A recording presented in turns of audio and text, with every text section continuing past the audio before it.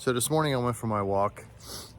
I was out there, I guess about 10 o'clock in the morning, and walked about 3 miles, a little bit more than 3 miles. I did some jogging in the midst, averaged about 14 minutes a mile. Nothing spectacular, but it got my whole body moving. I was able to run my heart rate up to the low 140s, running up a hill at one point.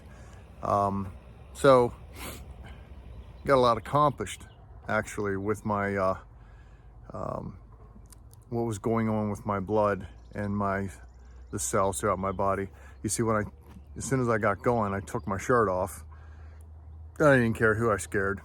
I took my shirt off. I'm wearing a pair of shorts, and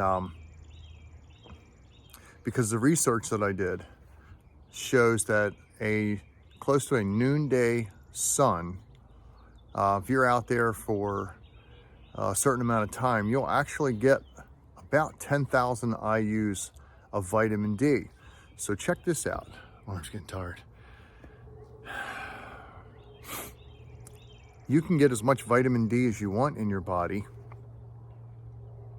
but your body doesn't know what to do with it unless you are doing something else to make sure that vitamin D does what it's supposed to. Okay, so check this out. If your skin absorbs the energy from the sun, then it has to have something to transfer that and make it into vitamin D. What do you think that is? Cholesterol. So if you are lacking in cholesterol because you're taking some sort of medicine that Big Pharma told you have to take, because they said it proves, or they said that it stops heart disease, yet they can't prove it. They've never been able to prove it. It's been just a simple theory all the way since back, I think, in the 1950s. But if you don't have the LDL cholesterol, good healthy LDL cholesterol in your body, then you can't turn that energy from the sun into vitamin D. Probably means you will be deficient of vitamin D. It also, vitamin D3, I believe it is, works in conjunction with vitamin K2 to remove calcium from your blood and put it in your bones so that you don't end up with osteoporosis, or worse, calcification in your arteries. I have that. I have calcification in my arteries. I had to get a bypass because of it and a stent. Okay, so now I'm walking without my shirt on so that I can get sufficient amount of vitamin D, natural vitamin D, and I'm getting vitamin K2 from the free-range eggs that I eat in the morning, about a half dozen.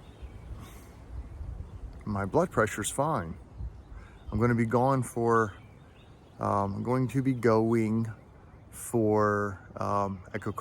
and stuff like that in a couple weeks, and we'll see what that has to say about this little thing they call ejection fraction. There's a percentage that your heart is supposed to be able to pump out, I think is what it means.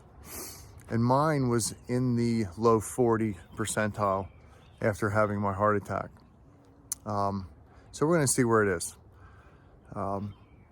If it's not up out of the 40s and in the 50s, then it's probably means the bypass surgery didn't work. And I kind of doubt that. I think the bypass surgery worked. I feel amazing. I'm able to work hard. I've run, didn't even know I was doing it. Ran my heart rate up to 171, taking down a tree. Didn't even know it. Didn't have any chest pains. Everything's been fine. So what's the moral of this whole video?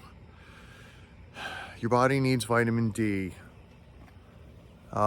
People who are out there walking, I'm the only one who's out there walking without a shirt on, wearing shorts. Most people have sweat suits on and they're trying to sweat and get, burn calories and stuff like that.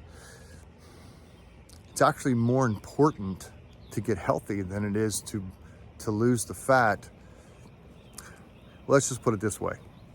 You're gonna lose the fat by getting healthy. It's the way I've been doing it. Not that I'm a scholar on this or anything, and I'm doing everything absolutely perfectly, but the way I'm doing it is I'm eating healthy fats, because healthy fats help eliminate unhealthy fats. Healthy fat, I believe it burns unhealthy fat. So I'm eating healthy fats, salmon, sardines, avocados, free-range eggs, 100% grass-fed beef, stuff like that. Things that you would eat on a ketogenic diet. Although I'm not doing keto, I do keep my carbohydrates, net carbs, down below 100 per day. It's getting close to dinner time now, and I'm probably only at about 30, so I'll probably eat something to help get that up a little bit, just because I'm not trying to get into keto. I'm doing fine the way I'm doing. I'm running about an 18% to 19% body fat, which I think is fantastic. And yeah, so the moral of this video is to just simply to say that, yeah, we need the vitamin D. You need the vitamin D, and you need a sufficient amount of healthy, large, fluffy LDL cholesterol to transport that energy from the sun, or turn it into, I don't know exactly how it works. I'm not a doctor. Do your own research. But if you don't have sufficient healthy LDL cholesterol in your body, then you're not going to turn the energy from the sun into vitamin D, and you're actually not going to, it's going to fight against you. You're going to end up, your blood is going to end up holding on to the calcium in your body, rather than it being taken to your bones where it's supposed to be. And by the way, when you have a clogged artery, it's because it basically turns into bone. It turns into bone from calcium, calcification. There's calcium deposits, and there's bad, damaged, small, damaged, oxidized LDL cholesterol, and probably a few other things. But that's what makes up the majority of it. So do some research on this.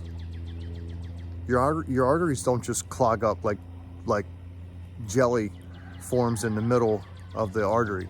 It actually breaks through the surface of your inner arterial wall called endothelium, and the small calcification, the calcium and the small damaged LDL cholesterol, they penetrate and get into the inside of your artery and cause the inner wall of your artery to close in.